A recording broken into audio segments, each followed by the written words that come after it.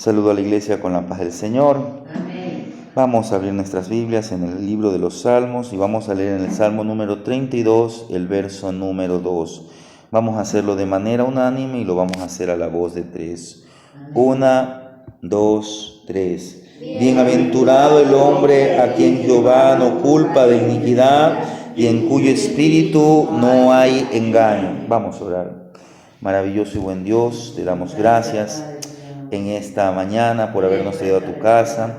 Vamos a meditar en tu palabra. Señor, habla mi vida y habla la vida de los que están aquí presentes y a todos aquellos que reciban este mensaje. Te damos gracias en el nombre de Jesús. Amén. Tomen asiento, amados hermanos. Le invito a que ahora vaya en su Biblia al Evangelio de Mateo, en el capítulo 6, porque este versículo quiero conectarlo con lo que hemos estado estudiando y estamos estudiando, que es el Sermón del Monte, en Mateo capítulo 6.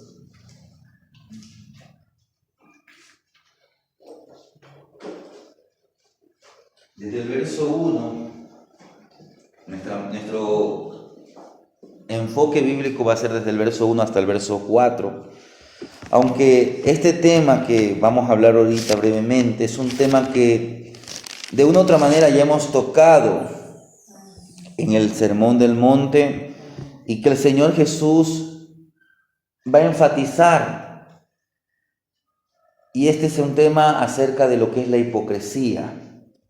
En el tiempo de Jesús, como en nuestro tiempo, a veces cambiamos o miramos la vida cristiana no desde una perspectiva bíblica, sino de una perspectiva humana, y cambiamos los valores de Dios por una mera religiosidad. Y el Señor Jesús, cuando enseñó, cuando trajo esta enseñanza, cuando predicó allá en el Sermón en el Monte, Él tenía como objetivo que sus discípulos, y en este caso hoy nosotros, nos comprometamos con su enseñanza, nos comprometamos con los valores del reino de Dios.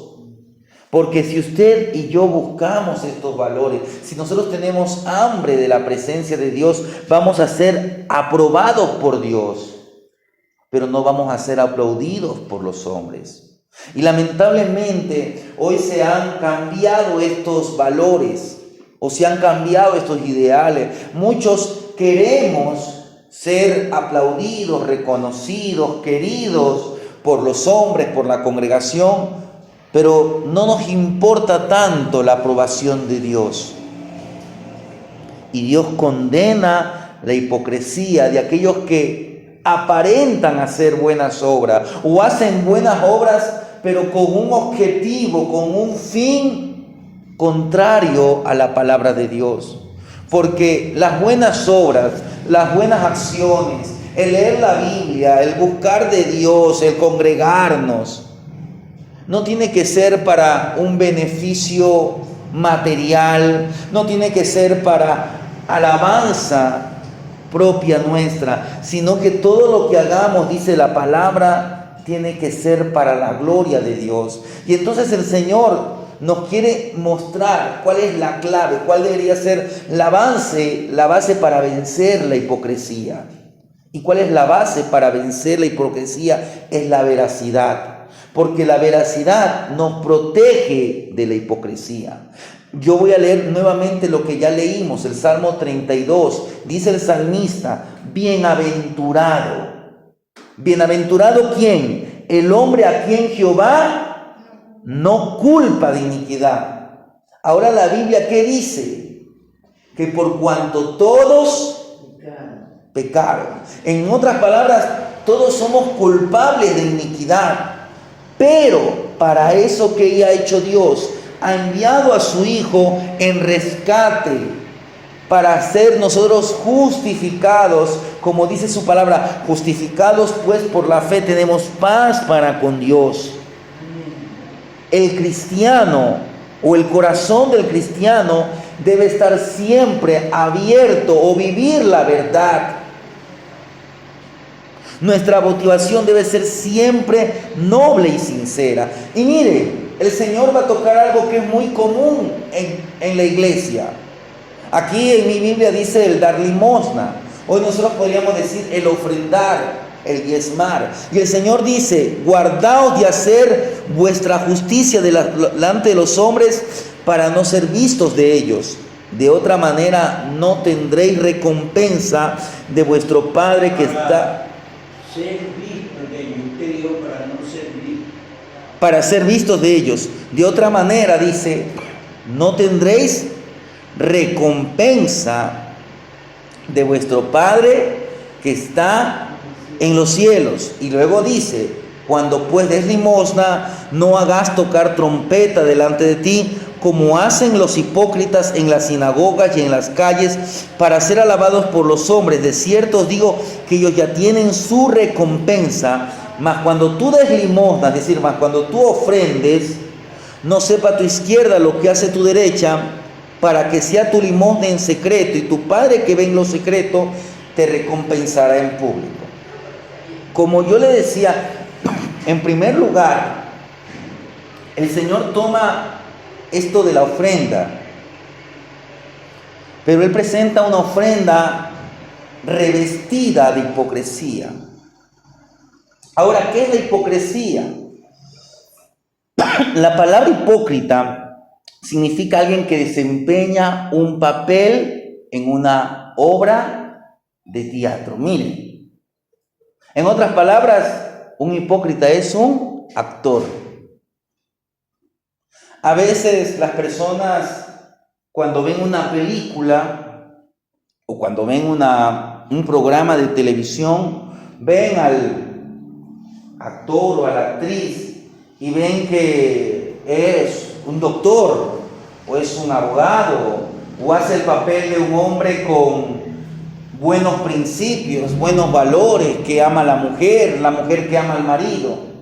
Pero cuando uno llega a conocer a estas personas o llega a saber algo acerca personalmente de su vida, uno se da cuenta que es todo lo contrario. Por ejemplo, días atrás, el pastor él estaba escuchando acerca de un abogado argentino llamado Agustín Laje. Y este abogado, él se refería a una actriz muy conocida en Colombia. Esta actriz se hizo conocida por una novela que fue internacional, porque en Colombia uno de los productos que ellos más exportan es el café. Y esta historia se basaba en eso, en el café, y mostraba haciendas del café. Bueno, esta actriz se hizo muy famosa. Esta actriz, al final de esa historia, de esa novela, ella es madre de como 3, 4 hijos. En la vida real, esta actriz abortó a su hijo. En la vida real. Y es una mujer que defiende el aborto. Mire, en una novela amaba tener hijos, pero en la vida real abortó a su propio hijo. Eso es un actor. Es un hipócrita. Es una persona que aparenta ser algo, pero es todo lo contrario. Eso se llama una doble moralidad. Una doble moral. Es decir, yo aparento buscar de Dios, pero busco mi gloria personal, mi alabanza. Y eso pasó en la iglesia primitiva. Pasó en el caso de 2 hermanos que se llamaban, Ananías y Zafira. Ellos trajeron una ofrenda. Dice que ellos tenían una posesión, una heredad.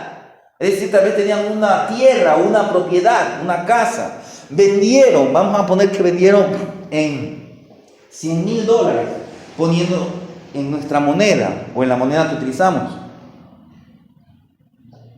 Ellos decían, vamos a venderle en $100,000, pero por allí alguien le gustó la casa y dijo, yo les doy 150,000, quiero ahorita mismo. Y ellos no se esperaban ganar 150,000.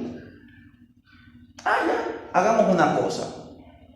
Como todo el mundo sabe que la íbamos a vender en 100,000, digámosla que la vendimos en 100,000. Nadie sabe que la vendimos en 150,000.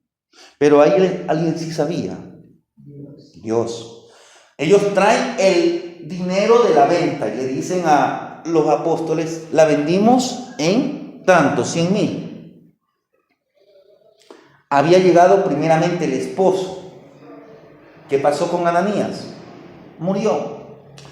Él se había puesto en común acuerdo, había planificado con su mujer llevar a cabo esta mentira. De luego, horas después llega la mujer y le preguntan, ¿en tanto vendieron ustedes esa propiedad? Sí, en tanto. Mira, por ahí nomás está el cadáver de tu esposo.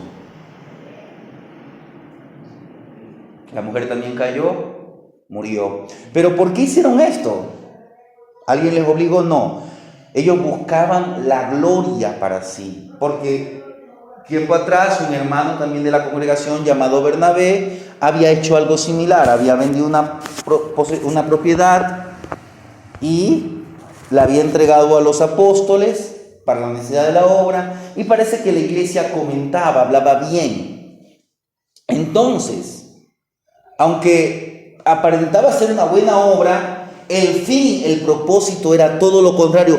Por eso es que el Señor aquí va a contrastar lo que es un hipócrita con un verdadero creyente. Porque un verdadero creyente es aquel que busca tener una intimidad con Dios. Por eso el Señor aquí dice, mas cuando tú des tu ofrenda, mire, dice el verso 4, mire, para que sea tu limosna en secreto. Y luego el Señor va a tocar otro tema, que es la oración. Y dice que cuando usted vaya a orar, entre a su aposento y ahí en secreto tenga un diálogo con Dios. Entonces usted puede decir, entonces cuando venimos al templo no debemos orar o debemos orar en silencio. No, el Señor está diciendo eso. Lo que está diciendo es que cuando usted ore, usted no le importe lo que está a su alrededor. Usted enfóquese en Dios. Usted vino al templo. ¿Por qué vinimos al templo? Porque me mandaron al templo. Otros dicen, en iglesias grandes, es porque el chico o la chica de allá me gusta. Y vienen por razones equivocadas. O, porque no tengo nada que hacer en la casa. O para que mi papá no me llame la atención. O para quedar bien con el líder de jóvenes. O para quedar bien con el pastor o con quien sea. Eso no debería ser la razón. Cuando usted viene a la casa del Señor, viene a tener intimidad con Dios, pero como iglesia. Y cuando usted sale de aquí, sigue siendo iglesia y tiene que seguir buscando esa intimidad con Dios. ¿Por qué? Porque no es por nuestra justicia personal que somos justificados.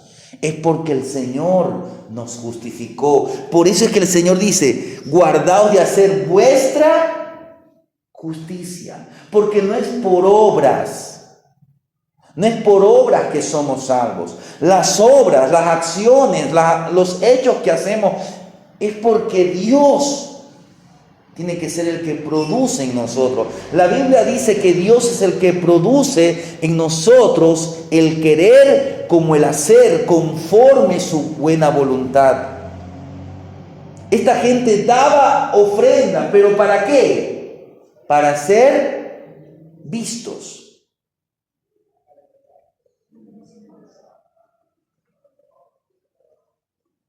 Pero no buscaban la gloria de Dios. No se comprometían con la obra de Dios.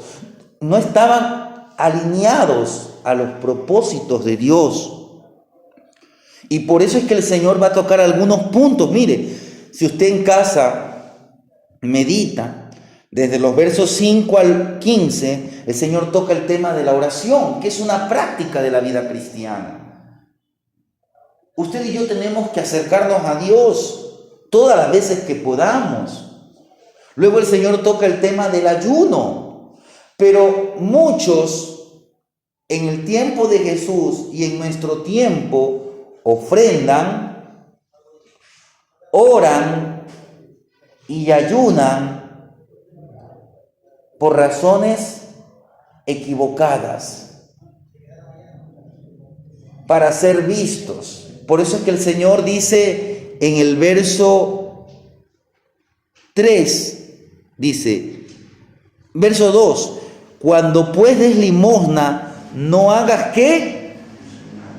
Tocar trompeta. Entonces mire, nosotros tenemos que estar dispuestos a ofrendar. Y si usted puede ayudar a alguien, ayude sin tocar trompeta. Mire lo que dice aquí mismo en Mateo 5, el verso 20. Porque os digo que si vuestra justicia no fuere mayor que la de los escribas y fariseos, no entraréis en el reino de Dios. Pero ¿cuál es nuestra justicia? No es nuestros actos, no es nuestros hechos, es la justicia de Dios que se revela a través de nosotros. ¿Por qué debemos aprender a dar? Por generosidad.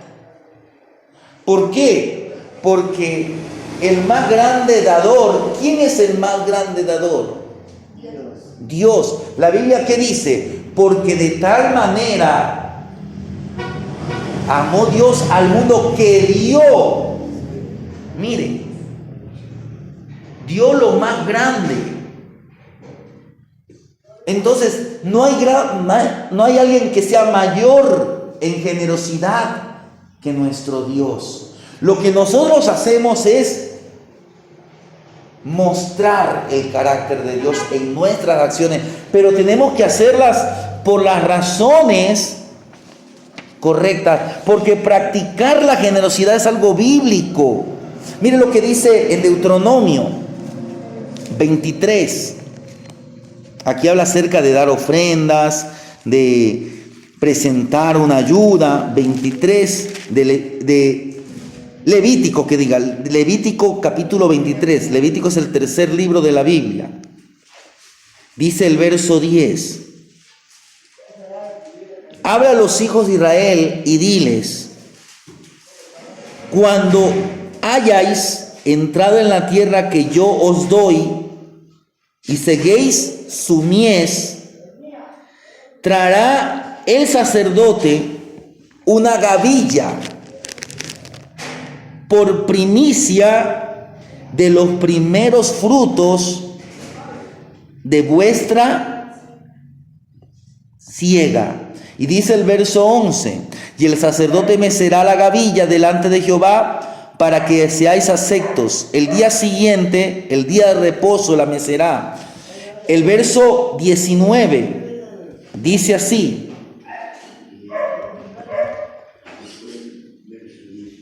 ofreceréis además un macho cabrío por expiación. Mira, aquí ya habla de un sacrificio porque uno reconocía que era un pecador. Y 2 corderos de 1 año en sacrificio de ofrenda de paz. Mire, le muestro estos versículos porque alrededor de los libros de la ley se habla acerca de las ofrendas. El Señor le enseñó al pueblo de Israel, le estableció como principios presentar sacrificios, holocaustos. Cada uno es diferente. Es decir, cada uno era por un propósito diferente. Había ofrendas de paz. Habría ofrendas de acción de gracia. Había un tipo de ofrenda que se llamaba la primicia, mire. Había una ofrenda que era el diezmo. Todo esto eran diferentes formas de ofrendar. Y todas tenían un propósito. Pero al final, esto era para la gloria de Dios. Nos revelaban cosas que Dios hace con nosotros. Por ejemplo, una ofrenda de expiación tenía que ver con que solamente Dios puede perdonar pecados. Ahora, ¿qué es lo que hacía Dios en aquel tiempo? Era como que utilizaba ese cordero para que esa sangre de ese cordero como que cubriera el pecado de aquella persona que llevaba. Hoy usted y yo no tenemos que hacer eso. ¿Por qué? porque ya Jesús fue a la cruz. Él ofrendó su vida en rescate por nosotros. Entonces, hoy, si ofrendamos, si damos una ayuda, no tiene que ser para nuestra gloria, o para ser salvos, o para recibir bendiciones. Hermano, dé $10 y el Señor le va a dar 100. ¿Dónde está eso en la Biblia? La Biblia dice que el Señor va a dar abundantemente. Pero la Biblia no dice que si yo doy 10, el Señor me va a dar 100. No, la Biblia dice, dad y se os dará. Medida abundante, apretada, revestida, rebosante. Y dice que Dios puede dar al 30, al 60 y al 100 por uno. Pero eso va a depender de Dios. Puede ser que usted da $10 hoy. Voy a poner un ejemplo. Alguien dice, yo ofrendo $10. Pero puede ser que pase 20 años y usted no recibe los $100 como usted pensó. Pero Dios guardó de su vida, no permitió que por allí alguien lo engañe, lo asalte. Y usted ni se da cuenta. Dice que los israelitas estuvieron en el desierto 40 años. ¿Y qué pasó en esos 40 años? No les faltó comida. Tal vez no tenían la comida que ellos querían, porque todos los días el alimento era el maná. Pero tenían alimento, y tenían el alimento que necesitaba su cuerpo. Además de eso, cuando había necesidad de agua, Dios les proveía de agua. En cuanto a su vestimenta, no se les dañó, no se les envejeció. Entonces, ahora, plantéese una pregunta. ¿Qué usted y yo buscamos cuando ayudamos a los demás? Porque volviendo al capítulo 6, dice, guardaos de hacer vuestra justicia delante de los hombres para ser vistos. De otra manera, mire, cuando alguien busca hacer algo para ser visto, él ya tuvo su recompensa. ¿Cuál fue su recompensa? Que la gente habló bien de él, lo aplaudió. Es como que si un pastor, un ministro, buscara ganar almas o predicar para que él tener casa, carro, o que la iglesia lo reconozca. Hasta ese pastor puede estar cada día alejándose de Dios y no se da cuenta que hasta puede ser eliminado. Porque nosotros lo que somos es un mero instrumento en las manos de Dios. Porque es verdad que Dios nos llama a ser ganadores de almas, buscadores de almas. Pero al final el que convence, el que captura, el que atrae con cuerdas de amor es Dios mismo. Nosotros lo que somos es el instrumento. Entonces, ¿por qué hacemos lo que hacemos? No tenemos que hacer las cosas para ser vistos. No tenemos que orar, no tenemos que ayunar, no tenemos que orar para ser vistos. Oramos porque es la manera de comunicarnos con Dios. Ayunamos, ¿para qué? Para romper ligaduras que hay en nuestra propia carne, para ser liberados de la concupiscencia. Oramos por las necesidades. Ayunamos por las necesidades. Damos, si sabemos que alguien está necesitado, en lo que podemos, le podemos dar. Ofrendamos para la gloria de Dios y para cubrir las necesidades de la obra.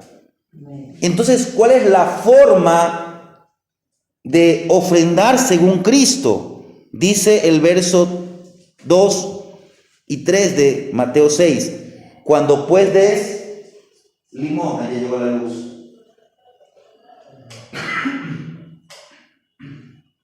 Dice, cuando pues des limosna, no hagas tocar trompeta delante de ti como hacen los hipócritas en las sinagogas y en las calles para ser alabados por los hombres. De cierto os digo que ya tienen su recompensa. Mas tú cuando des limosna, no sepa tu izquierda lo que hace tu derecha, para que no sea tu limosna en secreto, y tu Padre que ve en lo secreto te recompensará en público. Mire, al ofrendar debemos tener cuidado. No debemos buscar elogio, ni elogiarnos a nosotros mismos. No debemos tocar trompeta. Jesús dice que tenemos que hacer, ¿cómo tenemos que ofrendar? Sin hacer alardes. Y esta ofrenda tiene que ser voluntaria. Tiene que ser una ofrenda discreta.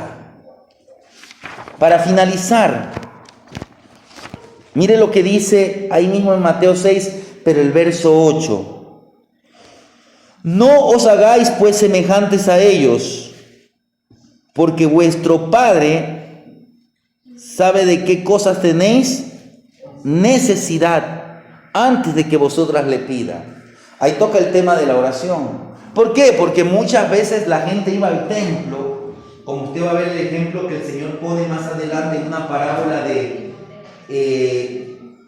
el publicano y el fariseo. Mire, el Señor toma una historia entre un publicano y un fariseo que van a orar. Y dice que el publicano, él parece que ni subía la cabeza. Él oraba consigo mismo y él decía: Dios, sé propicio a mí. Oraba de una manera muy discreta. Decía: Dios, sé propicio a mí que soy pecador. Pero ¿qué decía el fariseo? Yo no soy ni como este, ni como aquel. Señor, yo te doy gracias por esto, pero no por las razones correctas, porque yo no soy como estos. Él se creía superior. Mire, cuando una persona vive su vida como una mera actuación, llega a querer ser el número uno. Por eso es que ustedes dense cuenta, cada año, ¿qué hacen las entidades de cine? Premian a los mejores actores, todo eso. Pero mire, se premia ¿por qué? Por una actuación. Yo no digo que esto sea algo malo, bueno, ya en su ámbito, pero ¿por qué no se premia a aquellas personas que buscan hacer el bien, pero sin buscar nada a cambio? Aquellas personas que se destacan por su integridad, aquellas personas que se destacan por su sinceridad. ¿Sabe por qué? Una, porque cada día hay menos. Y dos, porque la gente entiende que eso es de poca importancia. Usted no busque ser premiado. Si mañana alguien le da un reconocimiento, por ejemplo, a veces cuando, les voy a poner un ejemplo, en el pasado aniversario de la iglesia en Cuenca, a los pastores que son del ministerio, se les dio como una pequeña placa de reconocimiento. Ya, para la gloria de Dios la pueden ubicar allí. Pero póngase que pastor la manda a enmarcar, le pone y a veces usted ve que un poco de placas, a veces en las oficinas de los pastores, y un poco de trofeos, y un poco de medallas, y un poco de diplomas. No tiene que tener mucho cuidado con eso. ¿Por qué? Porque uno se puede llenar de orgullo.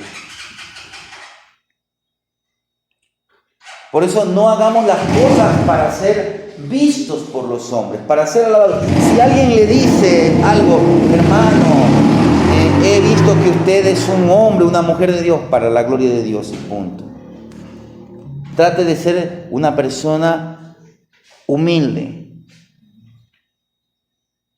Usted y yo, las cosas que hagamos, hagámoslas para la gloria de Dios, porque la Biblia dice que los ojos de Jehová contemplan toda la tierra.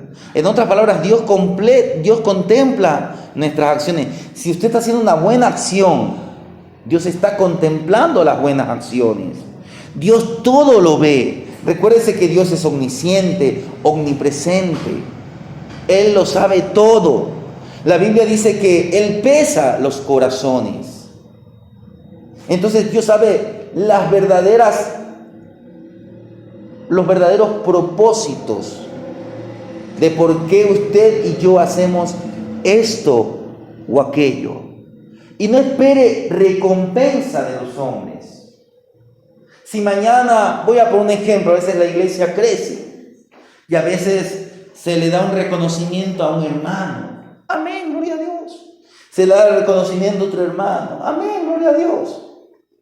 Y usted dice, y a mí, y ni bola, como se dice, ni lo llamaron, ni se fijaron en usted. Y a veces hay muchos creyentes que hasta por eso se apartan. No importa.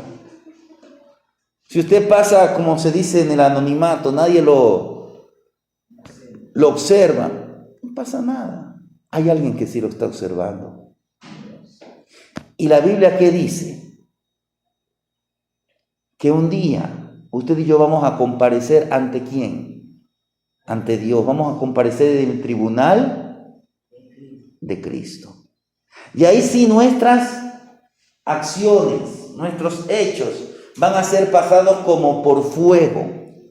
Si usted edificó su vida con santidad, con buscar hacer la voluntad de Dios, con apartarse de lo malo, no para ser visto de los hombres, sino porque Dios demanda de su pueblo. Dios dice, sed santos porque yo soy santo.